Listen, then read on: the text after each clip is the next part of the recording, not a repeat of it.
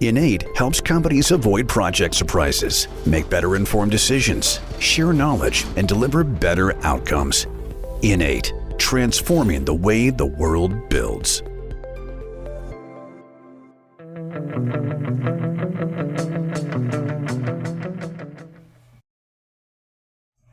Hello, project people. Welcome back to a brand new episode of the Project Chatter podcast. It's always good to have you with us. And we're back, but I'm doing it solo this time, which means more time and airtime for our guest. And our guest today is Susan Rooney-Harding. How are you? I'm great. And you? Good. We were just talking about it. I just realized that we're both Adelaide peeps, so it's good to have some Australians back on the podcast. And before we get into the topic, because I think it's a really interesting topic, and shout out to Joe for hooking us up. But where did you start? What are the origin stories? How did you get into this line or this profession, Susan? Well, it's quite an interesting story. I actually started off my life as a nurse, actually. And I was one of the last people to go through the hospital training system. And it taught me so many things that are so valuable to my role today. And like the main things that it taught me was, to earn people's trust really quickly, to ask the really, really difficult questions, often in incredible, vulnerable situations. And one of the most incredible things it taught me, because I used to work a lot in intensive care and high dependency, is the ability to actually communicate with people beyond the words that are spoken. So all of this stuff is really incredible soft skills for documentary filmmaking and interviewing, and particularly working with people that English is not their first language. It really stands me in great stead, actually. So I actually left nursing because I'm an empath. I'm a total empath. It nearly killed me, actually. It was, I'd come home from work feeling I'd just taken on everybody's problems, the whole world's problems, really. And so I left, and I actually started a business called Inspirational Cinema. And this was actually at the birth of YouTube. So, like, when you think about that, you think, oh, the birth of YouTube was years and years ago. Well, it actually really wasn't. It was probably about 16, early 2000s, 17 years ago. Yeah, wasn't that long ago. No, I still remember. Yeah. And I started this business because at the time, my children are teenagers, and I have two sons, and we didn't really have any great role models out there for young men growing up. And so I thought I'd start this business, and I got a job with I had a contract with the Hawke Centre, which is the Bob Hawke Prime Ministerial Centre, which is in Adelaide. And they have thinkers that come through, like radical thinkers that come through.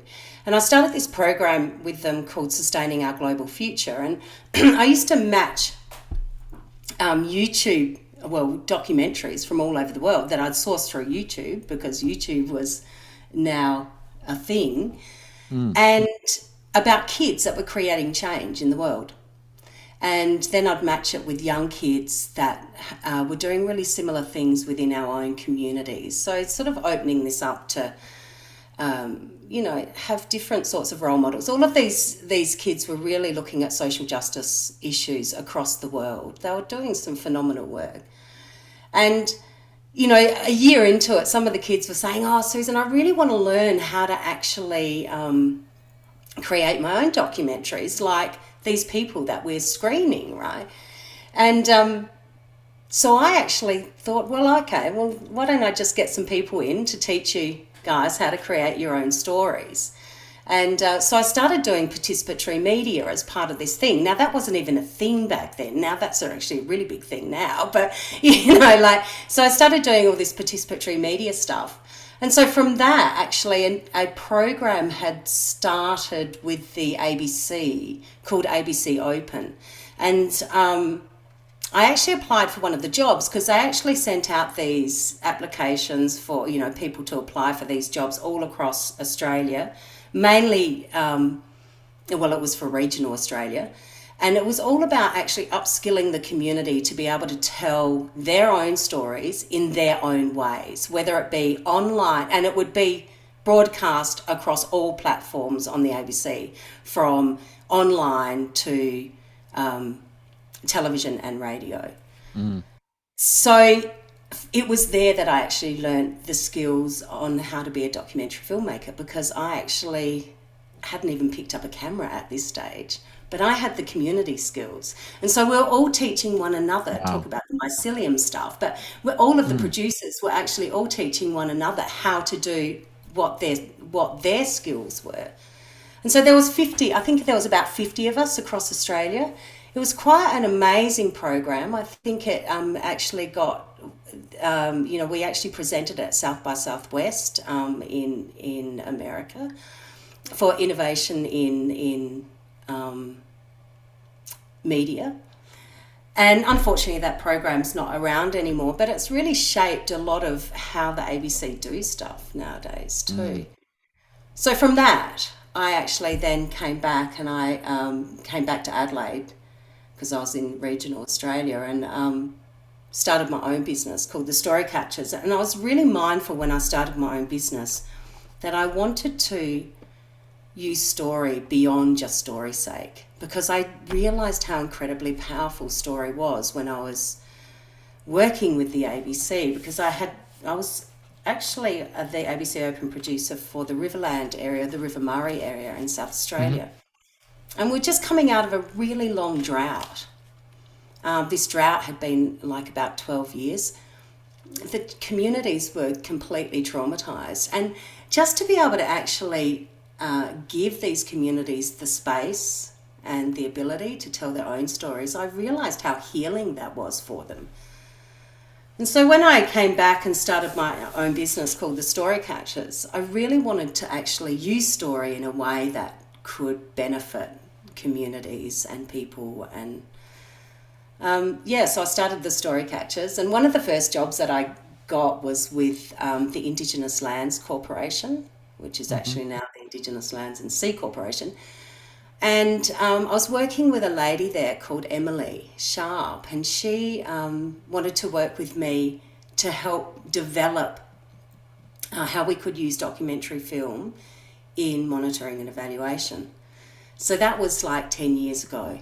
And fast forward 10 years, and I'm still doing that stuff, still mainly working with First Nations people across Australia, evaluating programs using documentary film and a whole heap of other stuff, which I'm sure we'll have a chance to chat about.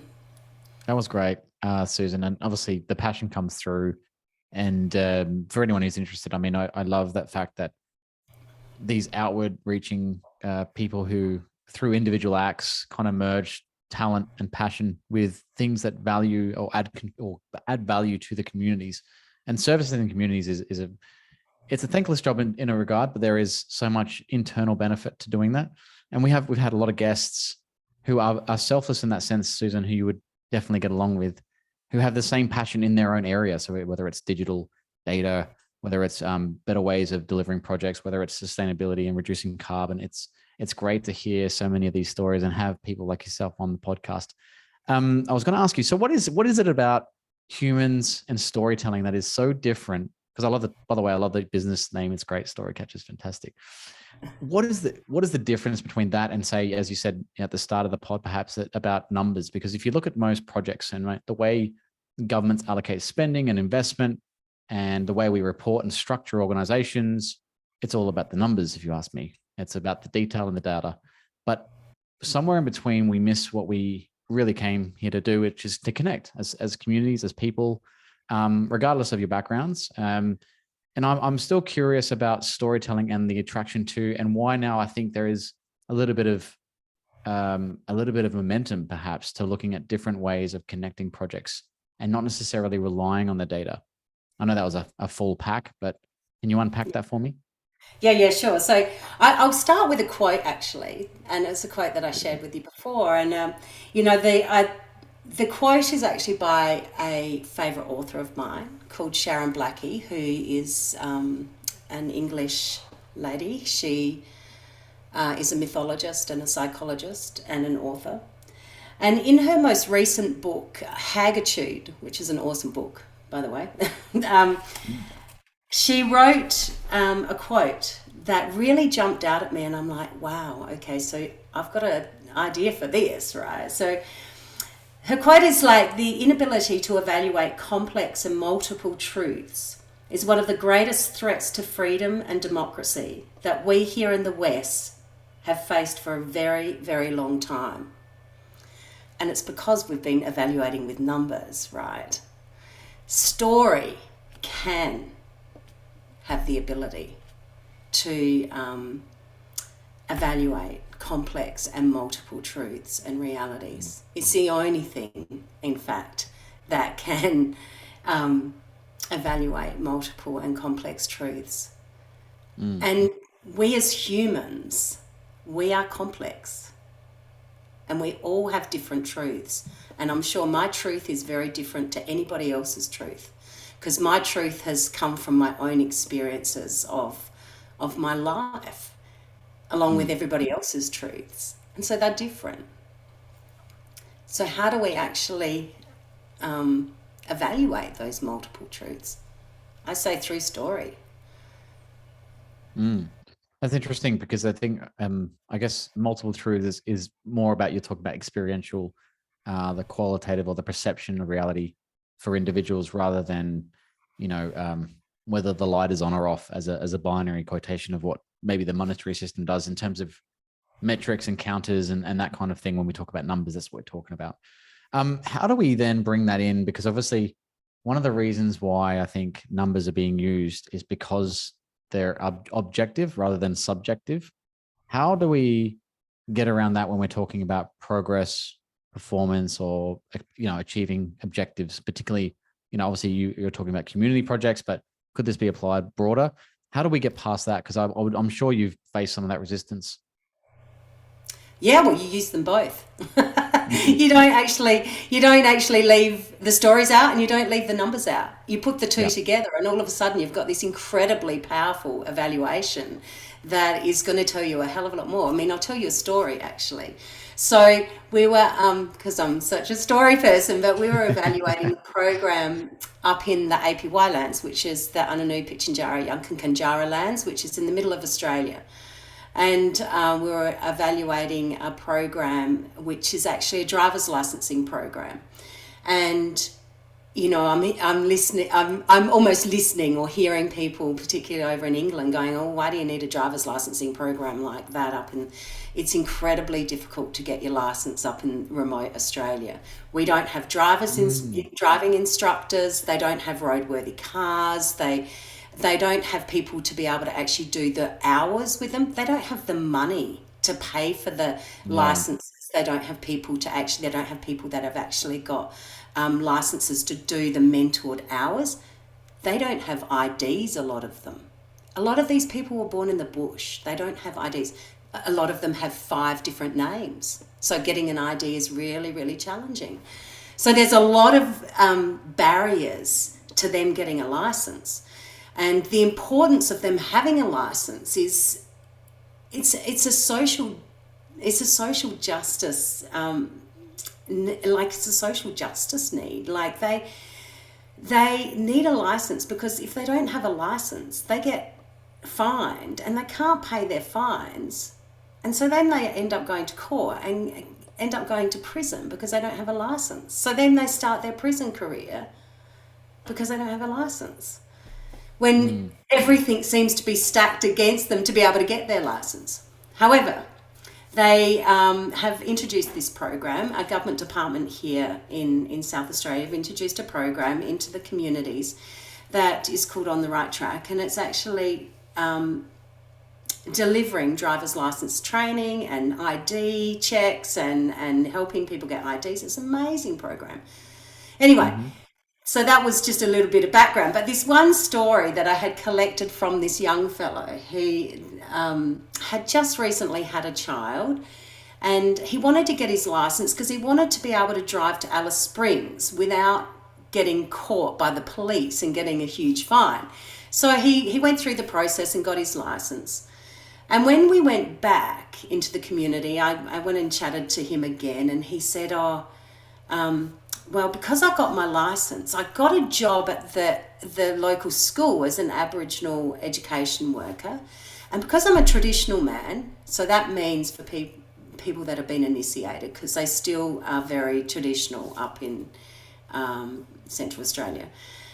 So because I'm a traditional man, I decided I'd introduce a program into the school that if the young fellas came to school every day, I'd take them out hunting on Friday nights, because I can use the school troopy because I've got my license. A troopy is a car, like a, four-wheel drive thing. And so within a few weeks, he got the attendance rate up at the school astronomically, because he had introduced this program into the schools. So from him getting his license, he not only got his license, but he got a job. He got the attendance rate up at the school, which is like phenomenal. And he was introducing culture back into these kids' lives. How are you going to tell that story in numbers? You're just not. You just can't.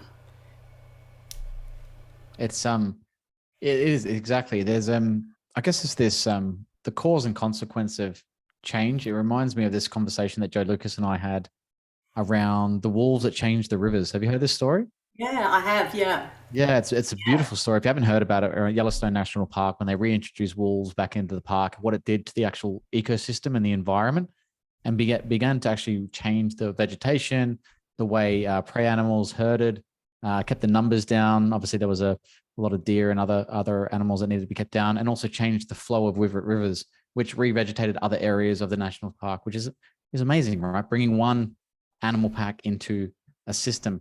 And when I think of projects, and obviously just keeping on topic, because I know we're going to go down plenty of rabbit holes, capturing and analyzing data through stories. I mean, that's a really tricky skill, because I think with storytelling, as any other type of collation of information, there's a skill set to that.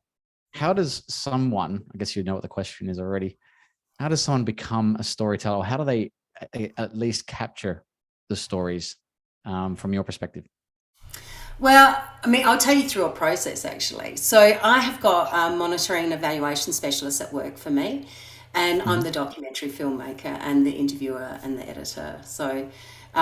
So what actually a typical process would be, our client would come to us saying what they're wanting to evaluate. My M&E specialist and myself work together with the client to actually create a framework. And that framework becomes, which includes theory of change and all of those things that, the evaluation people love in the evaluation world. And that framework becomes my storyboard. And that storyboard I use all the time when I'm going out and collecting stories on country or in communities or in schools or whatever program I'm actually collecting for. And so I actually collect all the data using that. Part of the process is having all the questions, which is part of the framework. Then when it comes back to the desk, back to the office, and I'm the first person that does the first analytical process. So I'll go through the whole and edit and do the analytical process, the first one, which then gets transcribed and sent off to 2 different M&E specialists who analyse it again. So this is now the 3rd analytical process. There's 3 people analysing now.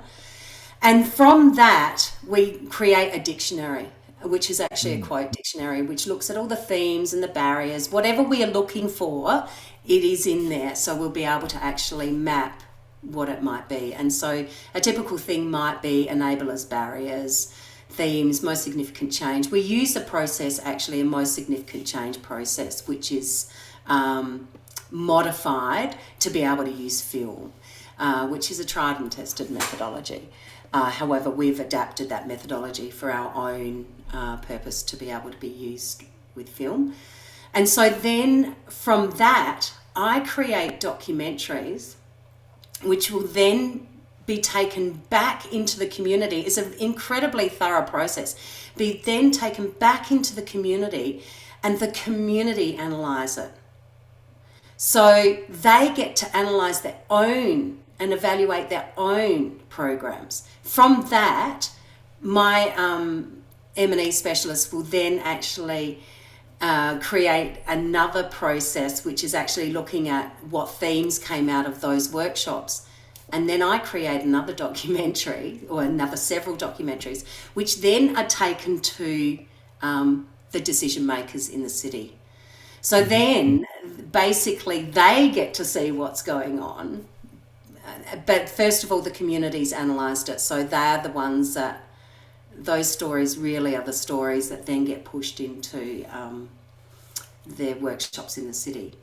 And so in these workshops in the city, we often have some incredible departments across government and,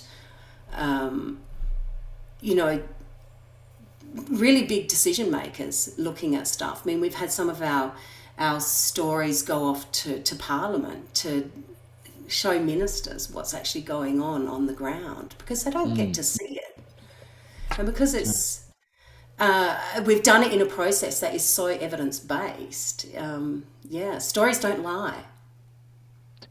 No, they don't, especially when you're doing it, I guess, you're doing it with a group of people. I mean, how many, like, what's the sample size of effectively a documentary or one of these storytelling pieces?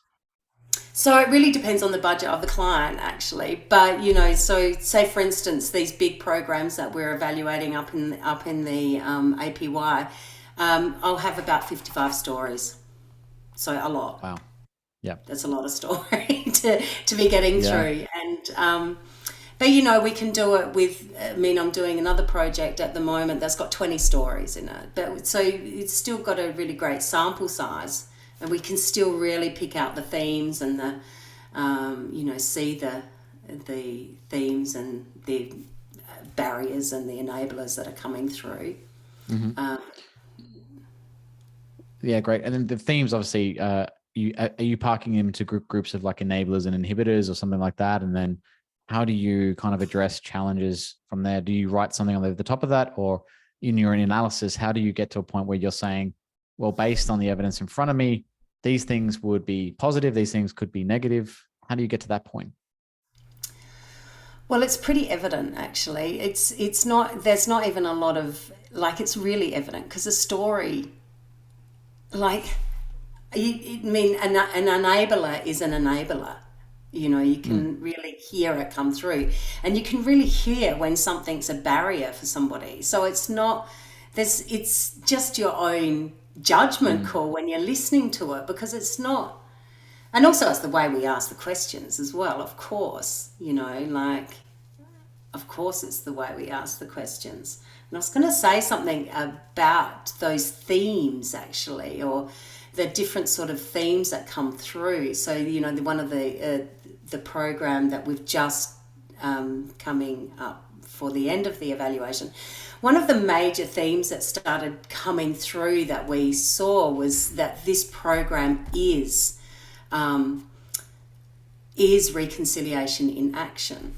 And it was coming through at so many different levels, from the community level to the driver's licensing people to, people that are working in the community. We could really see that this program is reconciliation in action.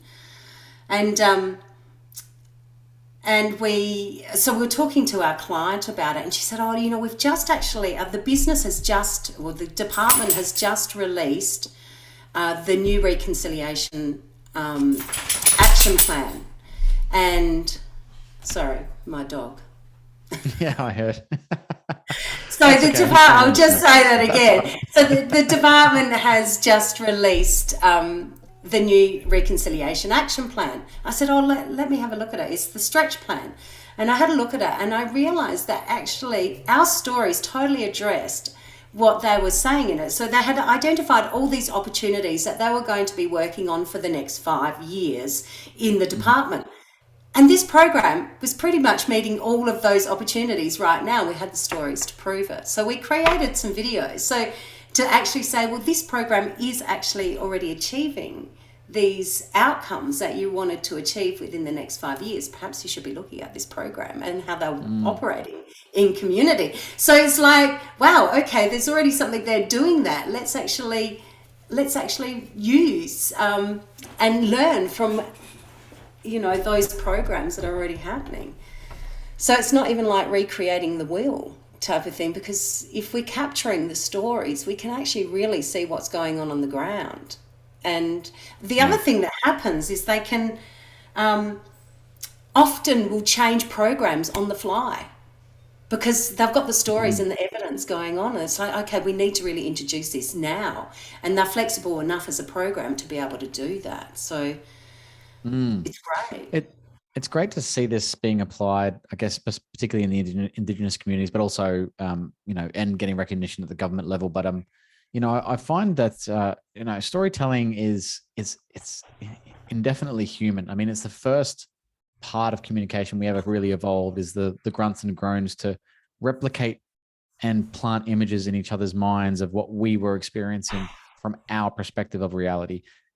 And then over time, we've kind of addressed it, but then we've become insular, and we've allowed, I guess, to a degree, technology systems and methods kind of overrule or overarch how we respond to data. For example, I work in a different field, obviously, to you, Susan. I work in very heavy construction-based projects, and my interpretation of what they do with data is completely different. And it seems they are far more lost than perhaps you are, because it seems that you're not only you gathering the information through the quality and the storyboards, but the quality of your questions. You are articulating the needs by looking at barriers and enablers, and then you're bringing it back to the people that provided those answers and saying, hey, does this kind of, you know, ring true to you? I guess there's some type of peer review almost in that sense that it's qualified. We don't do that in projects. We barely have enough time to get the data, the numbers, as you said before, get it ready for submission. And by that time, you know, as you know, numbers are only half the story. We're missing the narrative. And I'm wondering, like, if you had the opportunity, Susan, if I said to you, right, what if we could apply this at scale? And I'm sure Jo Lucas, if she was here, would love to know the idea of this. How would we go about that? Because one of the challenges we have is unlocking great ideas and then spreading them across industry, which is something I would love to do. And it's part of the reason why we have this podcast. But Susan, you've got this great little method here. And I would love to know, how would we apply that to other industries? Do you have any ideas about how we might do that? I've used, other industries, it depends. Like, the whole thing is that people are in all industries, are we not? Exactly. Are we not there? I think so. Maybe not in And Adelaide, if but we're not, like, we should be questioning what we're doing, you know, like, so if people are involved, well, don't you think we should be asking the stories or getting the stories from the program so we know what's working and what's not and why and how we can change it best, and who knows best than the people that are actually doing it and living it and breathing it every single day of their life. You know, we've worked across a lot of different industries. Like, we've worked in mining and energy industries, we've worked in education, we've worked across different sorts of NGOs. But the truth is that they're all people. We're people. Yeah. We are just a conglomerate of story. Like, that's all we are. You know, when we go, you know, I was thinking today, because I love doing ancestral work, because I believe that we are just a sum of stories. That's what we are, you know, that's what makes us. And we negate to even acknowledge our ancestors' stories a lot of the time. However, I'm just a sum of my ancestors, right? I just exist I exist because they exist. And so I don't know where I was going with that whole thing, but the ancestral stuff, fine. The stories. Well, you know, that's all we are. And that's what I was going to say. Like, because I'm so obsessed with my ancestor stuff, like, I'm going on Ancestry DNA, and all I'm doing is finding their names. And so there's no story behind them. And I'm like, I really want to know what that person did and what they thought and what made them tick and what made them the person that they are, because I am that too. And so I just think that story is the most incredibly valuable thing that we have. Yeah, it's we almost slip into the philosophical, but I love ancestry. I mean, I dated mine back to about 1500 years because I was curious, just like you were, and I went a bit nuts, to be fair. But it's a bit obsessive. It's a bit like crime, true crimes. You can get really lost in it, and everyone's got a story to tell, and then you're like, wow, he was a murderer, or he was a superstar, or whatever it might be, or he was noble, or she. And I think as well. I mean, the act is that we are the universe observing itself, and so therefore we are a collective consciousness of stories, as you said quite rightly. But I think when it gets into projects, it just gets a bit transactional for me, and I feel like, and I'm probably being unfair to some of these projects, because we do have narratives, so they do have like, hey, this is where we're at this particular point in time. We have things such as risk registers where we say, well, this is where we think the challenge is, i.e. barriers, and what we should do about them.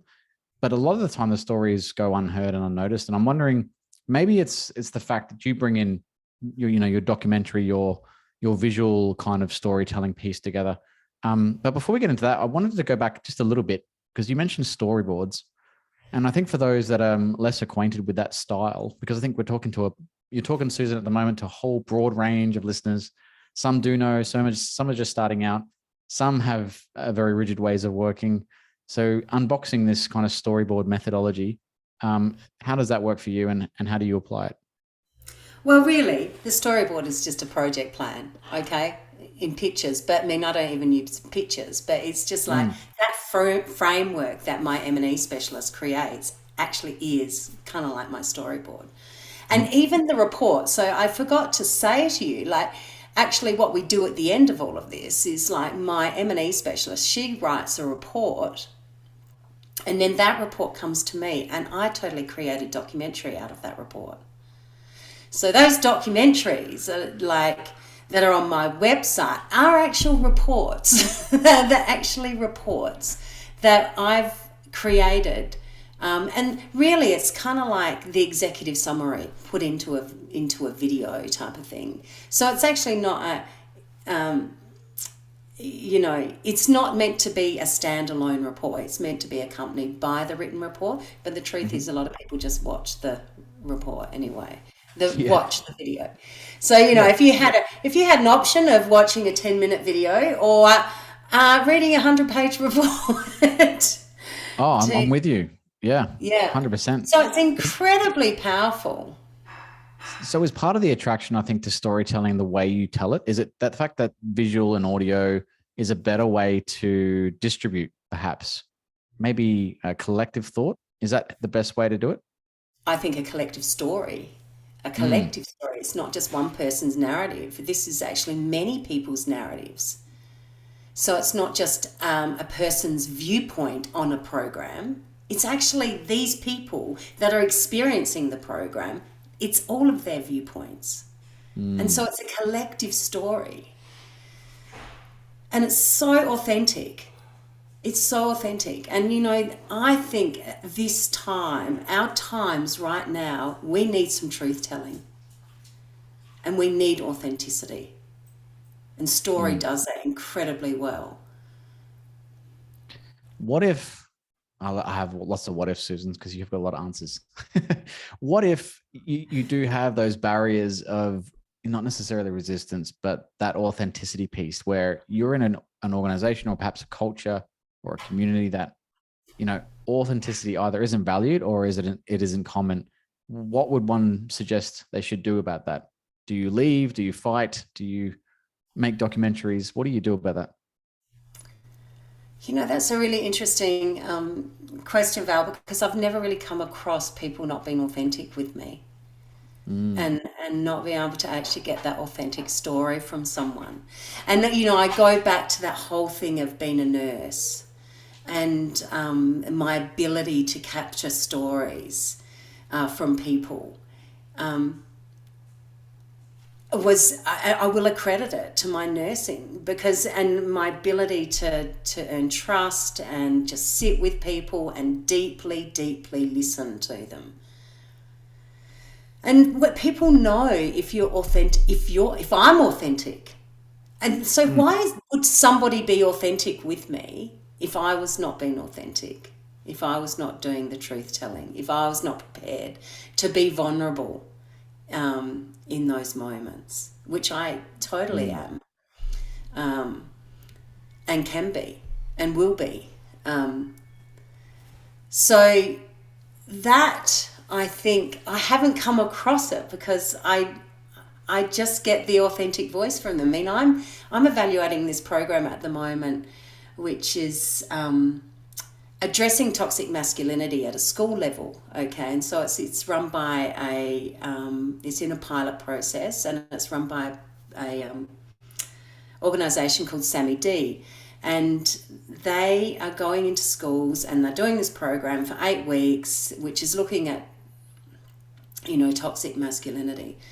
And so it's year 10, year 9, year 10 boys. And so I'm capturing stories from year 9, 10 boys. Can you explain to me what you may have been like when you were a year 9 or a year 10 boy? Awesome. I'm sure you were awesome. But if somebody came to talk to you and want to get some information from you, what would have you done? I was actually really shy up until probably maybe 20, something like that, 21. Yeah. So you probably wouldn't have got a lot out of me. It I think depends. I think that you would not have been alone in that scenario of being a young man who you can't get a lot out of them. I mean, I had 2 sons who are incredibly beautiful humans, and we used to get a lot of grunts when they were in year 9 and 10. Now, these young fellows, they are phenomenal. I'm completely blown away with the stories and how open and authentic and vulnerable they are with me. Just sitting with me, telling me these stories that are really triggering stories sometimes, but also very very deep and thoughtful stories, where I was like, wow, I didn't even think about that stuff when I was in year 10. I mean, I know I'm 50, but they're phenomenal young men. And so I think that whole authenticity, it's actually all to do with the person that's interviewing you. And you probably know that anyway, because you're an interviewer yourself. Yeah, well, I think it came over time. It's certainly a skill set. I think what happened, and I think you said it as well, trust, but through a genuine interest to listen. When you meet someone and they're already parking their response and you quite haven't finished your point, and you're already aggravated almost because they're not quite listening. They could be listening, because again, there are fast thinkers and I tend to be one of those annoying ones. But I think there is something about that. If someone offers or has an intent of trust and they are vulnerable first and they listen, that tends to start to open up that kind of exchange of trust. And then there's credibility. Then you're looking for points of truth to verify that they are in fact trustworthy. And I've found, and my wife was a nurse as well, and she actually left for the very same reasons as you. She's quite empathetic, and that the industry is pretty harsh. And anyway, so I kind of see that in you as well. And I think with some people, it's the number of interactions as well. It's not necessarily something you can build by just visiting someone for the first time. Like we met for the first time, Susan. I'm sure we're building trust as we speak. Maybe the next time we go for a coffee, it's a bit better. And then over time, and I think with projects, just bringing this back, it's about, we don't have a lot of those human interactions anymore. And I wanted to ask you, just tilting a little bit into the pandemic, of how remote working may have impacted stories and communities, because I think if we're talking about authentic truths, and I know it's fine to have these video conferences, but it doesn't replace the human condition of sitting around a fire, or having a meal together and having a deep conversation with someone and connecting. And as you mentioned, it's not necessarily about what they say. It might be how they say it, or the non-verbal cues perhaps that you read subconsciously. But do you think that's had any bearing of some of the disconnects in communities and projects? Look, I'm sure it has, but not in the projects that I've been doing. So in the APY, yes, they got locked down because it's an Aboriginal community, a very vulnerable community. However, when borders would open, we'd go in. Like when the gates were open, we'd go in. Yep. And for me, when my work in community is quite sporadic, so I go in there and I do the story catch, and I might do that over a month. So visiting several times over a month, doing an intense story catch. And then there's a lot of stuff at the desk. So for me, the pandemic didn't actually make any difference to me because a lot of my stuff sits behind the desk, analysing, And then once I've done those documentaries, then we go back into community again. And so it's just a matter of actually the timing for us. It was really, about the timing when we could get into the communities.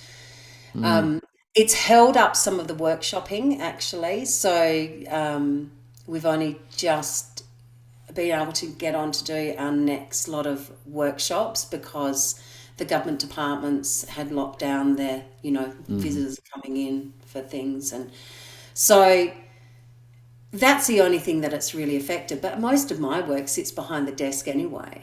There's those periods that I'm intensely with the community, as I said, when I'm story capturing and workshopping. But the rest of the time I'm sitting at the desk. So it didn't really affect me. And in fact, I had an awesome time during the pandemic because I was able to connect with all of these amazing people from across the globe because, Zoom just went crazy, didn't it? And it's like, awesome. We can do all of this really amazing work across the globe because, I've got a bit of a love documentary going on as well and on the sidelines. And so I was able to connect with all these really amazing people where I wouldn't have been able to necessarily do that prior. So I think that, there's always good and bad out of situations. And it's like, I know that you guys had a terrible time over in Melbourne. So, I think they painted it harder than it was. I mean, we have a very strict government here, but I think for people, I had some friends who are actually like single, stuck in apartments. I felt really bad for them because they just had no one. Whereas I had the family unit, and they're entertaining enough, as having kids run around hurting themselves. It was entertaining enough for me to be busy. But look, I think as well, I just had a vision. I don't know if this is something that's normal, but like, I was thinking about what you're talking about, and is there a connected, collated fusion of this where, because we have this thing called knowledge management in projects where we try and archive and catalog lessons that we've experienced on a project. We usually do that through data collation. Some of it's narrative, most of it's data. We said we were going to do this, but we did that. We made a decision on that, but we did this instead. This is the result of these types of ways of delivering. Whatever it could be. And the idea of knowledge management and decision management for me are always interesting. And it triggered me that I think with what you're doing, these collective documentaries about specific community voices and stories that you're story catching.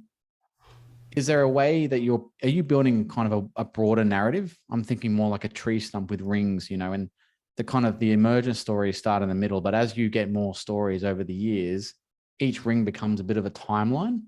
Is that something that you are looking at?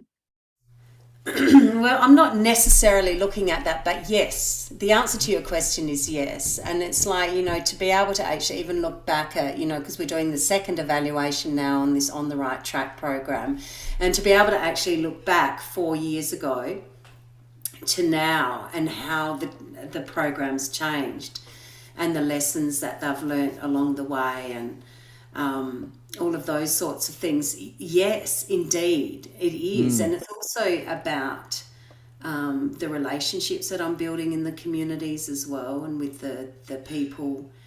Of course, that's like a ring as well because, I do believe that I'm trusted in the communities now, and I'm known in the communities now. And that's a really big thing. And I don't take that lightly either, because I have a huge respect for our First Nations people and our Aboriginal people here. I know that some like to be called Aboriginal, some like to be called Indigenous, and some like to be called First Nations, so I've got to capture them all, right? Yeah. But I don't know if that answered your question really, but Oh, it was more of a passing statement. I think I just wanted to be, I was curious about, and I think it'd be a great visual if you need some data. I mean, to see that kind of amalgamate into something visually compelling that you could dive into. I think one of the challenges we have. yeah, GIS story mapping actually. Yeah. Are you doing that? Yeah, so it is one of the tools that we actually can use, that we can map all the stories from all of the different areas, that if we've got a project, and I'm looking at doing it for this evaluation on the right track actually, because we've got probably about 90 different stories now from across that whole region that we can story map. And that's pretty awesome tool to be able to actually dive in. And that's just through, I think it's Esri, Arc Story Maps. Yeah. Story Maps. Yeah. Esri. Yeah. I'm aware of this software. That's interesting, because I think I've never heard of storytelling being mapped to GIS as yet. It's usually, Latin long coordinates of a geographical space. It's not necessarily talking about the stories within a community in that particular area. How do you visually represent that? Because that's the other kind of curiosity. Yeah. Well, it's actually that the GIS story mapping software is you can actually put in a video into the story, into the map. Yep. Yep. So you embed it in there, and then is that for government? What's the purpose of that? What's the purpose of that? Is the Yeah. Is it for government, or is it just for public use? Well, no, that would probably be used for their internal sort of mapping of actually these are the stories that we've caught over a period of time. Be able to actually go back and find, because we know X amount of people from Mimili community told their story, but we can't remember who they were. So let's go into Mimili and actually see those stories, and they're all represented there on the map. Gotcha. Same with any other community type of thing. And then, but there's whole different ways that you can use those ArcGIS story maps. They're quite amazing, actually. It's interesting because it leans into the future. Susan, you struck me as someone who doesn't struggle with new ideas on a daily basis.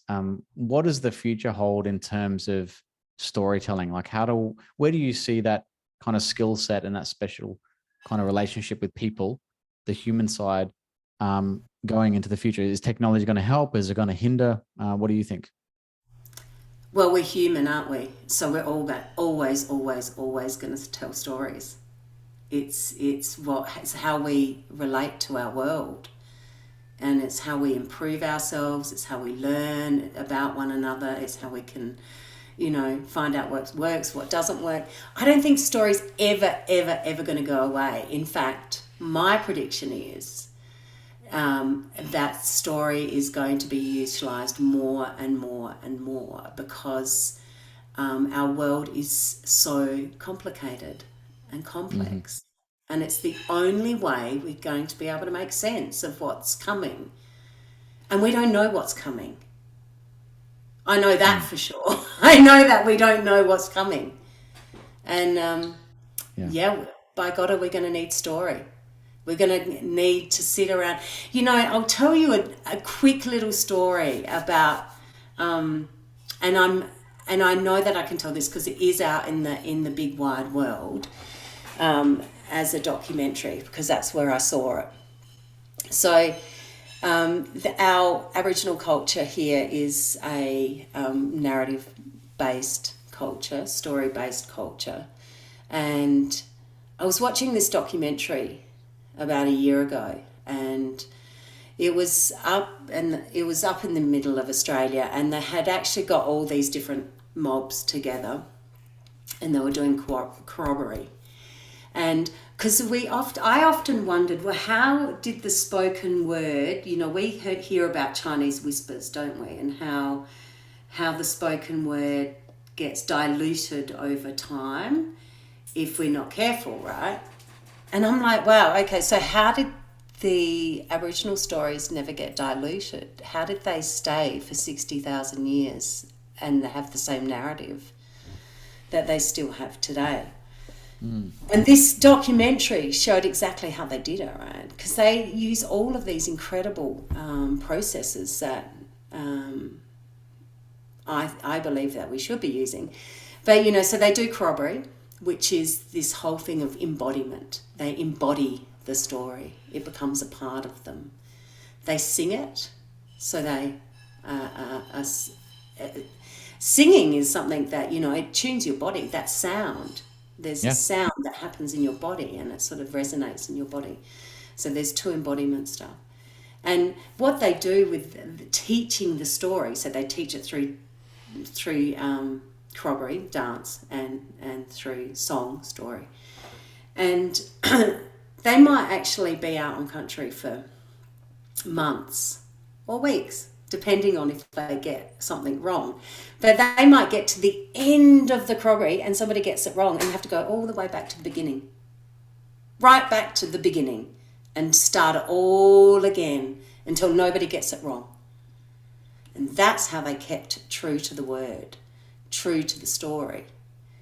Because, I mean, not only have they embodied it in their body to remember it, have a body memory, but that's how these stories never got diluted over the 60,000 years that they did. It was when we actually wrote things down that things started getting a bit slack.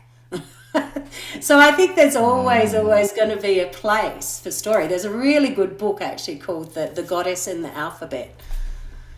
Oh, really?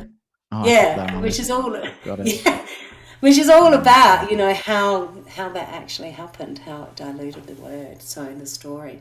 But I don't think that story, there will never not be a place for story. As long as there are humans, as long as we are humans, not robots or AI, there will never not be a place for story, because story is native to us.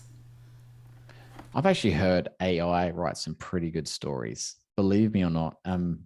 There are some scripts out there. I don't know if I'll send you some links after the show, but I've seen some. So I've got a side hustle, which is selling AI created artwork based on keywords. And it is phenomenal, Susan. Like it is scarily good. Like it's really cool. My daughter did one the other day. I said, give me 2 words. And she says, okay. And she said, cow. And she said, planet. So cow, planet, of course, right? Really creative, very imaginative. Again, the imagination comes from the human. The AI interprets it, goes out on the internet and decides what it will pull together. And it pulled together this dreamscape of cows and planets in the background. We got it printed and put it in a room. It's amazing. Wow. And it got me thinking about what you do and how maybe AI could help with that M&E piece, or even just a different perspective. Because I feel like, and I don't watch too many videos, clearly, that we are close to almost sentient type artificial intelligence. And therefore, it could be given that not human perspective, but there could be a storytelling perspective that is non-human, which would be really interesting, because now you're adding a different dynamic to a situation which it may have similar experiences to. Obviously, it would still require input, same as us. We require visual, auditory, sensory input, but the output would be different because it would have its own interpretation of that information. Would that be interesting? That would be super interesting, but I'm sort of thinking, well, how would they have the vulnerability? How would the AI actually access that vulnerability, because that's such a human trait. That's a storyboarding session, Susan, right there. We'll get like blow my mind, actually. We need Joe Lucas. We'll bring her down Adelaide. We'll do a storyboarding session over wine. That's what we need to do. Because I love technology, but I do see it being used in the wrong way, and potentially I think it has a harm to give the sense of false confidence. And it obviously is clear on many projects where we misappropriate taxpayers funded money, and it should be going to more of the kind of community-based community-based initiatives that we're doing, the regional work, working with people, infrastructure, schools, education, all of that stuff.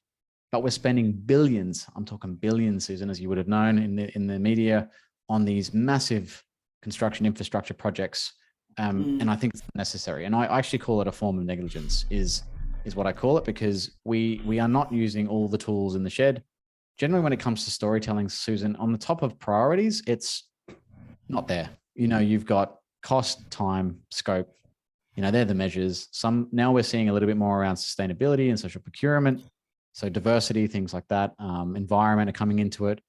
But we still don't see storytelling as an art. We still don't see storytelling as value in the kind of corporate world, from my experience. I'm not sure if this is everyone's experience, but certainly I think we could do more.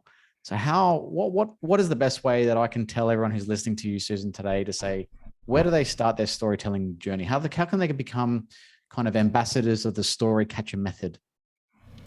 Well, I think actually the first thing that you've got to do is find your own story and fall in love with your own story.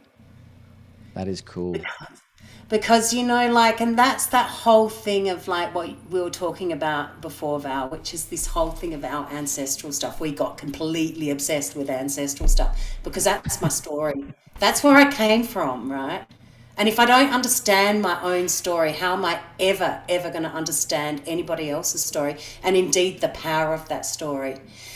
From me understanding my own story, I have totally embodied myself in myself. And it's like, and then I'm so much more available for the rest of the world because I've tapped into something that's far beyond who I am.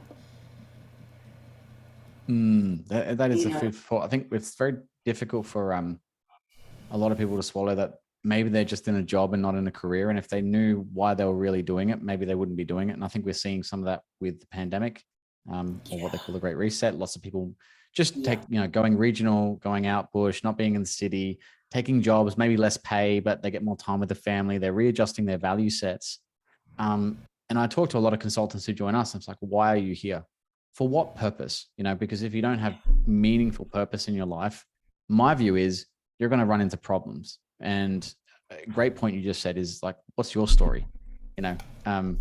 I get that a lot, with consulting, we get to have to repeat that over time. Introduce yourself. What's your story? What's your outfit? Why are you here?